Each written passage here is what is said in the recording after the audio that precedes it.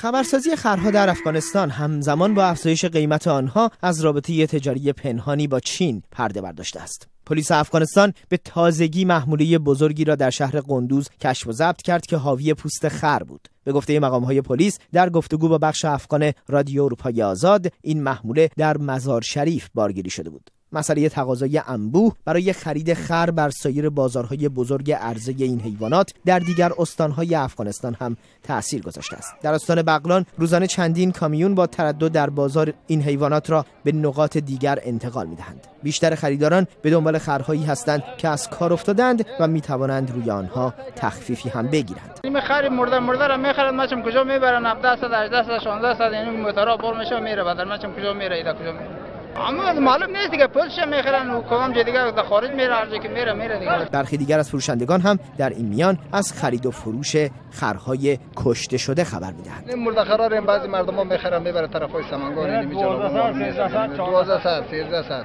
5000 10000 خر 15000 خر تا خر مول تا بالا.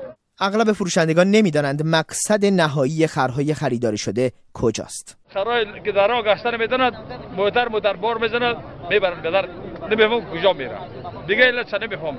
یک برادر گفت که میگه ایران میره. تا اینکه روزنامه بریتانیایی گاردین از بازار تقاضا برای خر در چین پرده برداشت. بازاری که در ابتدا کشورهای آفریقایی را هدف گرفته بود و سرانجام با محدود شدن این بازار و منع قانونی برای فروش آن رو به سوی بازارهای تازه در آسیای میانه آورد. مثلا افزایش حضور چینی‌ها در تاجیکستان و تقاضا برای گوشت خر باعث افزایش قیمت این حیوان در این کشور شده است. مسئله‌ای که نگرانی مردمان ساکن روستاها را در پی داشته است. تا آنجا که مقام‌های تاجیک تخمین زدند در صورت کشتار بی‌رویه خرها برای مصرف توسط کارگران و مهندسان چینی، حضور این حیوان در 10 سال آینده در تاجیکستان منقرض خواهد شد. خرای بسیارتر خرای فربه ها را میخرن که خطایا همه وقتی که خر میگیرن، اگر یگان کس اگر فروشه خر میگیرن میبرن و اما میبرن نکشنش میخرن.